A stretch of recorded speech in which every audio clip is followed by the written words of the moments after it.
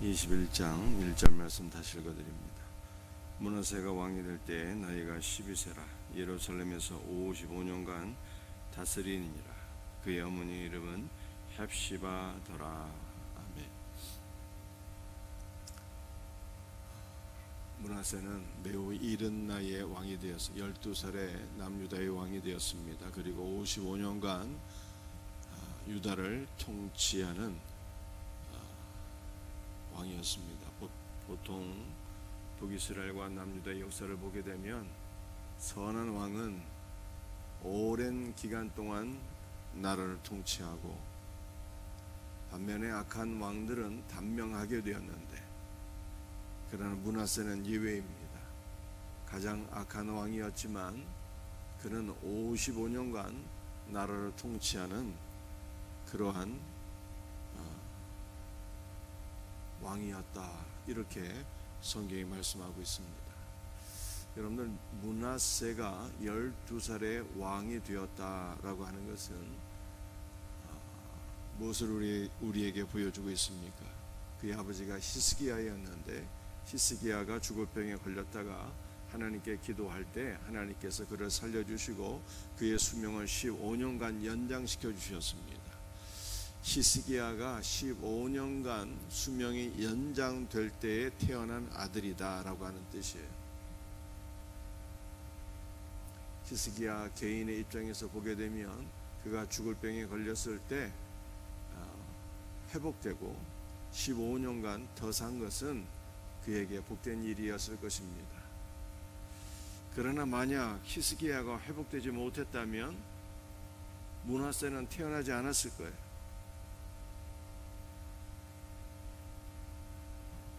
므낫세가 태어나지 않았다면 아마도 국가적으로는 더 복된 일이었을 것입니다. 그러므로 우리는 무엇이 하나님의 뜻인지 이해하기가 어려워요.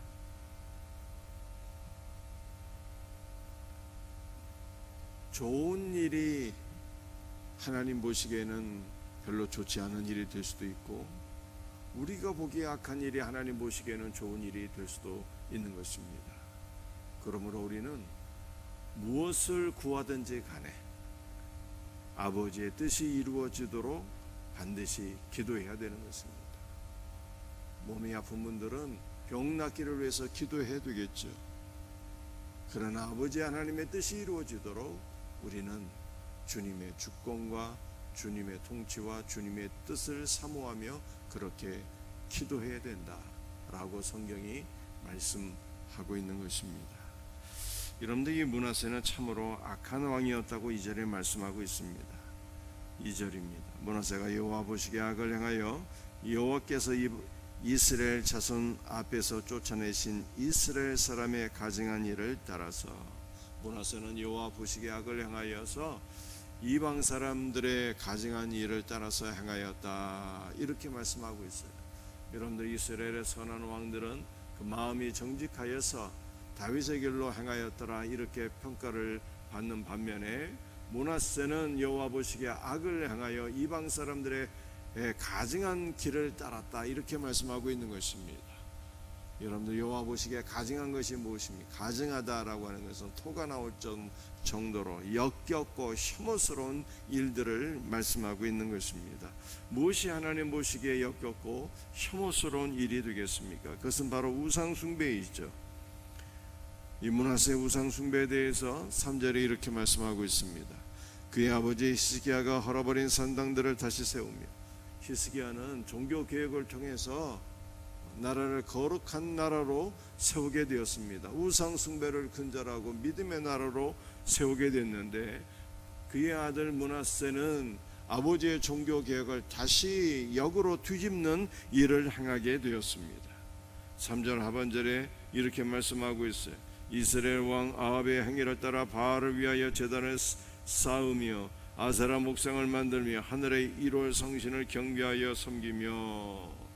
여러분들, 이 므낫세는 우상을 위하여서 제단을 만들고 제단을 쌓았다, 이렇게 말씀하고 있는데요, 단순한 우상 숭배가 아니었습니다. 이 므낫세의 우상 숭배는요, 하나님의 전을 더럽히는 우상 숭배였어요. 4절에 이렇게 말씀하고 있습니다. 여호와께서 전에 이르시기를 내가 내 이름을 예루살렘에 두리라 하신 여호와의 성전에 제단들을 쌓고, 여러분들 성전은 하나님께서 자신의 이름을 두신 거예요. 하나님의 임재와 하나님의 본질이 여호와의 성전에 있다라고 하는 뜻입니다. 그런데 하나님께서 임재해 계신 그 여호와의 성전에 므낫세는 제단을 쌓았다는 것입니다. 하나님을 위한 제단이 아니라 우상을 숭배하기 위한 제단을 쌓았다, 이렇게 말씀하고 있는 것입니다. 이 얼마나 가증한 일입니까? 구체적으로 5절에 이렇게 말씀하고, 여호와의 성전 두 마당에 하늘의 일월 성신들을 위하여 제단을 쌓고, 여호와의 성전에 우상을 위한 제단을 쌓았다, 이렇게 말씀하고 있습니다. 하나님께서 경배를 받으시는 곳에 우상이 경배를 받게 되었다는 뜻입니다. 이스라엘 백성들은 살아계신 하나님을 만나기 위하여, 하나님께 제사드리기 위하여 자신의 제물들을 갖고 성전에 찾아오게 되었는데, 그러나 그곳에서 행해지는 일들을 보고 깜짝 놀라게 되었을 것입니다. 자신이 하나님을 섬기기 위해서 가져온 제물들이 우상을 섬기는 일에 사용되었으니 이것이 얼마나 놀라운 일이 되겠습니까? 백성들이 놀랄만한 일을 므낫세가 자행하게 되었고, 하나님 보시기에 역겹고 혐오스럽고 가증한 일들을 므낫세가 자행하게 되었다라고 성경이 말씀하고 있는 것입니다.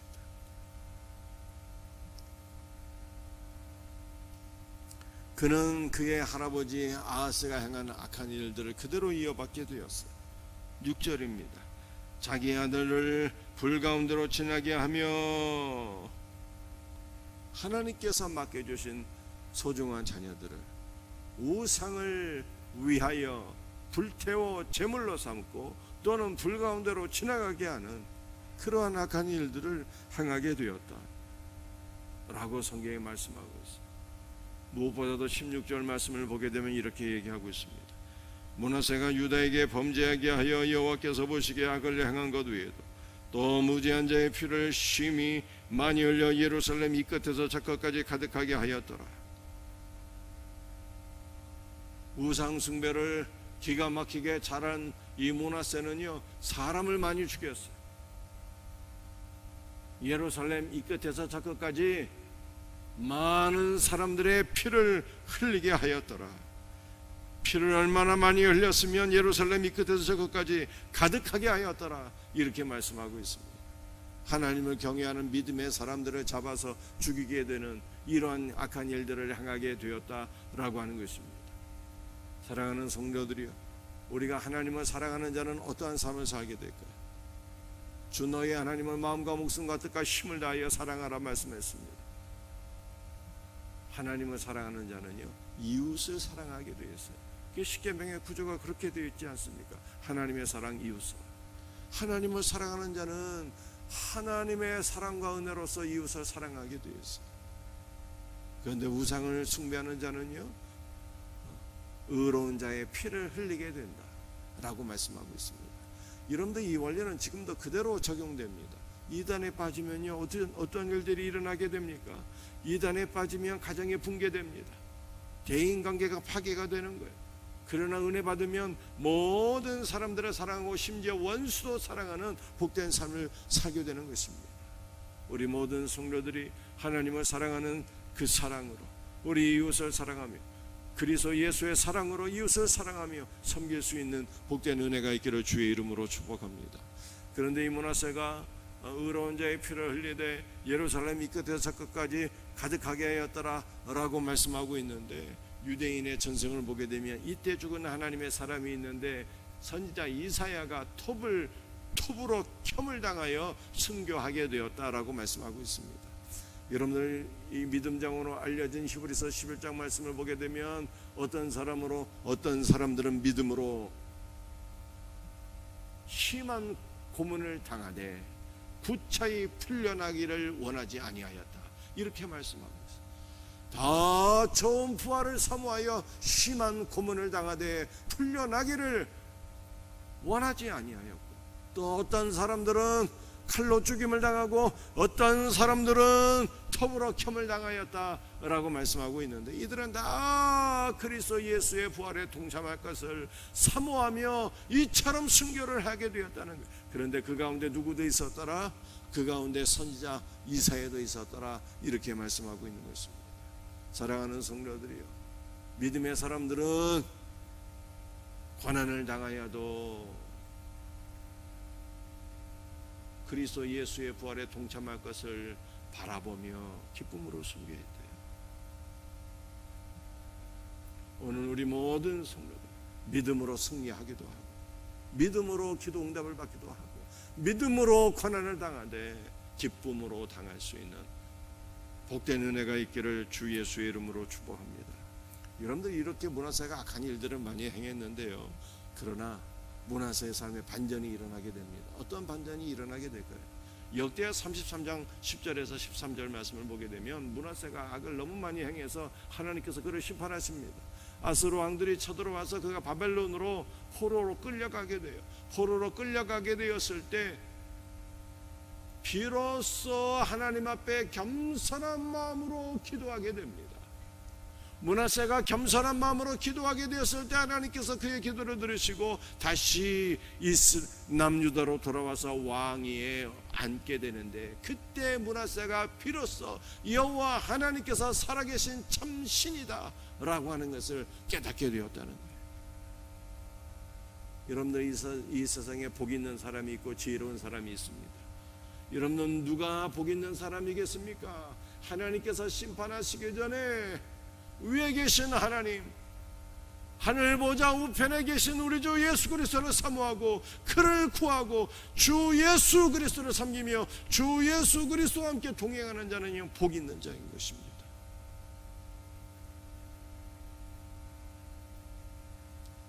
그러나 어리석은 자들이 있어요. 어리석은 자들은요, 세상의 물질만을 구하고 세상 양령에 푹 빠져 살아가는 자들, 주님께서 이러한 자들을 어리석다고 말씀하셨습니다. 어리석은 자야, 내가 오늘 밤에 내 영혼을 다시 취하리니 내 쌓아둔 것이 누구의 것이 되겠느냐. 일평생 물질만 구하고 물질만 누리며 살다 죽는 사람은 어리석은 사람. 어리석은 부자가 죽음의 그날 밤에 그의 영혼은 지옥 불못에 떨어지게 됩니다. 지옥 불못 가운데 위를 바라보니 거지 나사로는 아브라함의 품 안에 안겨 있어서 너무나 부럽게 되었어요. 살았을 때와 죽었을 때 신세가 완전히 역전되었다라고 성경이 말씀하고 있습니다. 그러니 살아서 물질만을 추구하는 자들은 어리석은 자가 아닐 수가 없어요. 어리석은 부자보다 더 어리석고 불쌍한 영혼들이 있습니다. 누구일까요? 하나님께서 깨닫게 하시기 위하여 심판하심에도 불구하고, 건강을 주시고 재물을 주시고 모든 외적인 환경을 주심에도 불구하고 깨닫지 못하고 여전히 불신앙 가운데 살다가 죽는 자들은요, 가장 어리석고 불쌍한 영혼들이에요. 여러분들, 우리는 지혜로운 자가 되어야 돼요. 하나님의 심판이 오기 전에 자신의 교만한 마음을 낮추고 겸손하게 하고 주 예수를 구하고 주 예수 그리스도와 동행하는 자가 가장 복 있는 자입니다. 그 다음으로 복 있는 자는 얻어맞고 정신 차리는 사람이에요. 하나님께서 건강을 주시고 재물을 주시고 외적 환경을 주심으로 깨닫고 돌이키는 자, 므낫세 같은 사람은 두 번째로 복 있는 사람.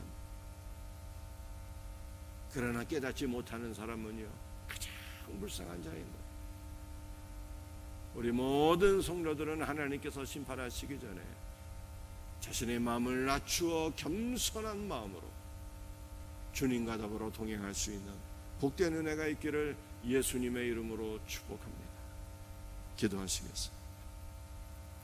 아버지 하나님, 감사합니다. 오늘 열왕기하 21장 말씀을 붙잡고 간절히 기도합니다. 주여, 우리 사랑하는 성도들 하나님께서 징계하시기 전에 교만한 마음들을 낮추어 겸손하게 하고 주 예수 그리스도와 더불어 동행할 수 있는 복된 은혜가 있도록 은혜를 베풀어 주시옵소서. 우리 주 예수 그리스도를 마음과 뜻과 힘을 다하여 사랑하고 그리스도의 사랑으로 우리의 모든 이웃들을 사랑하며 섬기며 살아갈 수 있는 복된 은혜가 우리 모두에게 있게 하여 주옵소서. 감사를 드리옵고 거룩하신 예수님의 이름 받들어 기도드리옵나이다.